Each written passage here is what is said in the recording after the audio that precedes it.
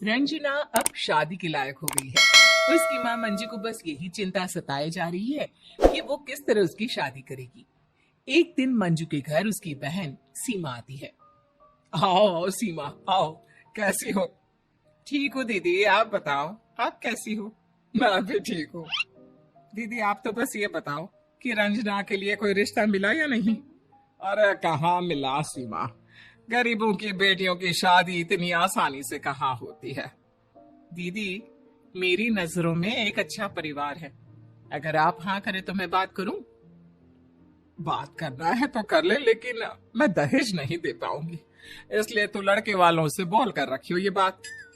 सीमा लड़के वालों से बात कर लेती है और अगले हफ्ते उन्हें मंजू के घर ले आती है। लड़के की माँ सरिता रंजना को देखते ही पसंद कर लेती है। हम शादी के लिए रजामंद है, आपकी रंजना हमें बहुत पसंद है। क्या मतलब बहन जी आपका? मतलब ये कि आप तो बस शादी की तैयारी करो, आपकी बेटी हमें बहुत पसंद है। लेकिन बहन जी हम दहेज नहीं दे सकते, इसके बारे में सीमा ने आपको पहले बता तो दिया है ना?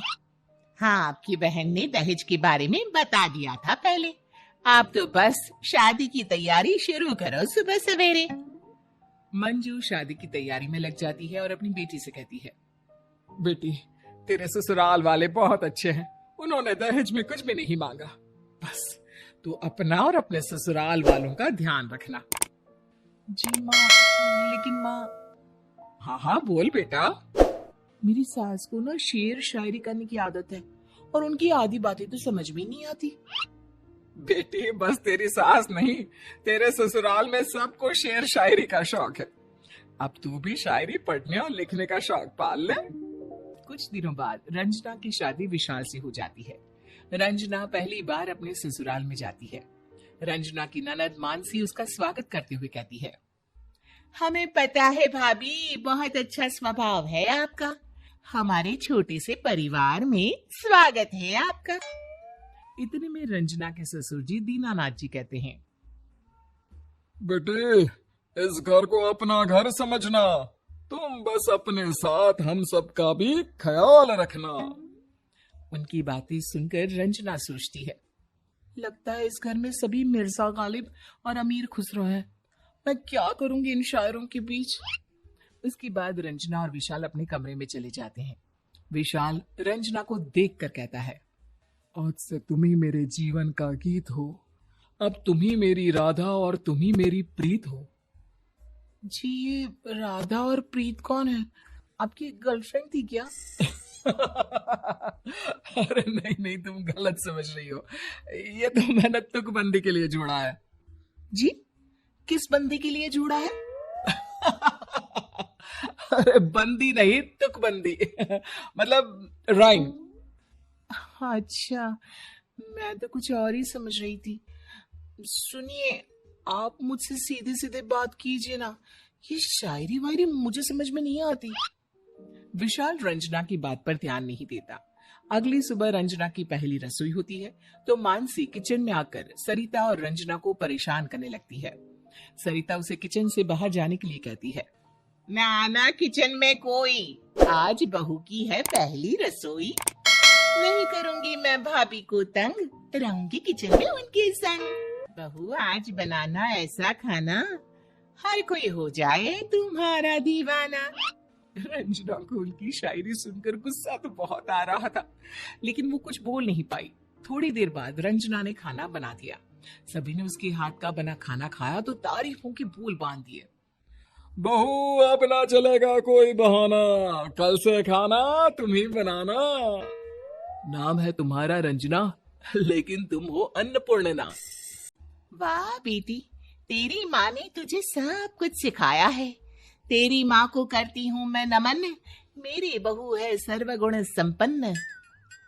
रंजना बहुत देर तक जब ये बातें सुनती रही तो उससे रहा नहीं गया और आखिरकार वो बोल ही पड़ी, आप लोग हमेशा इस तरह से क्यों बात करते हो, सिंपल हिंदी में बात नहीं कर सकती क्या?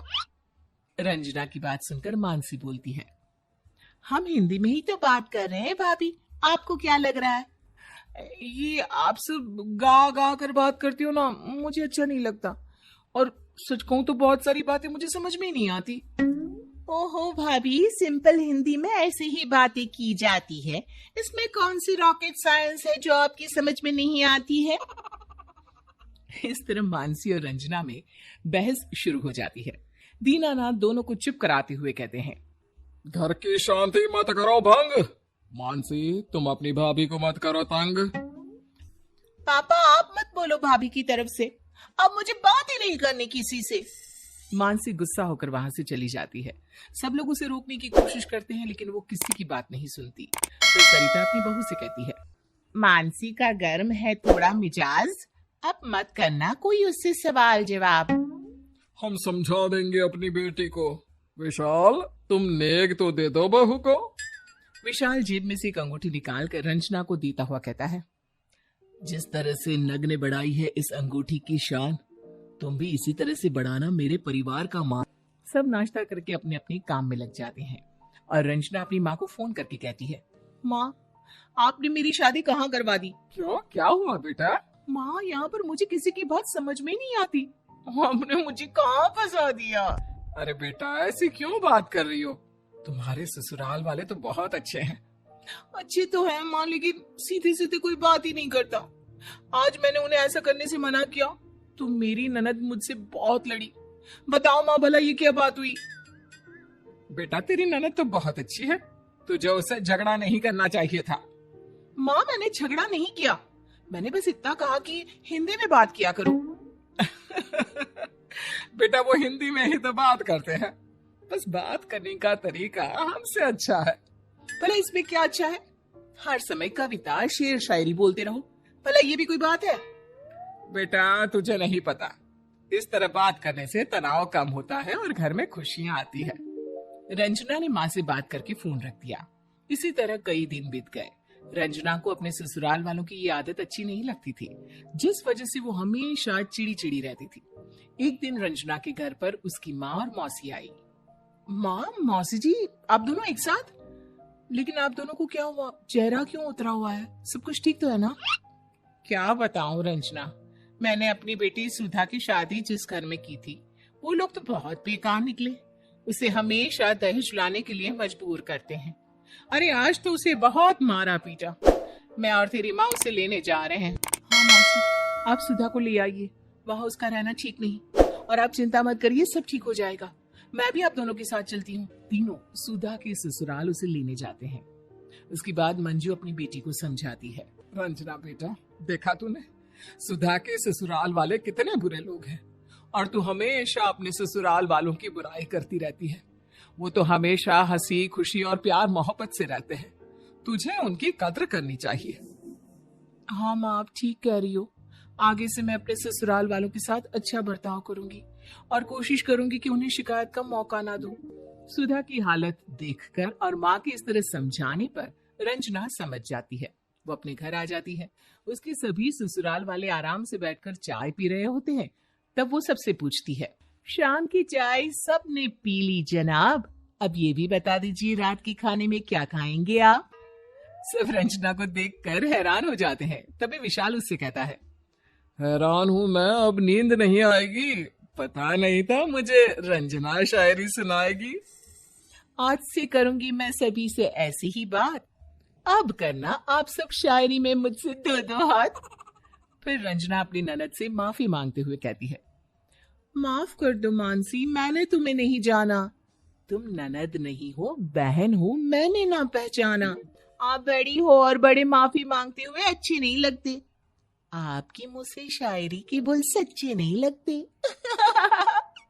ये सुनकर परिवार के सभी लोग जोर जोर से हंसने लगे। मानसी को मेरी शायरी पसंद नहीं आई, ये सच है या फसाना? मेरे प्यारे दर्शकों, मेरी शायरी कैसी लगी? आप ही मुझे कमेंट करके बताना।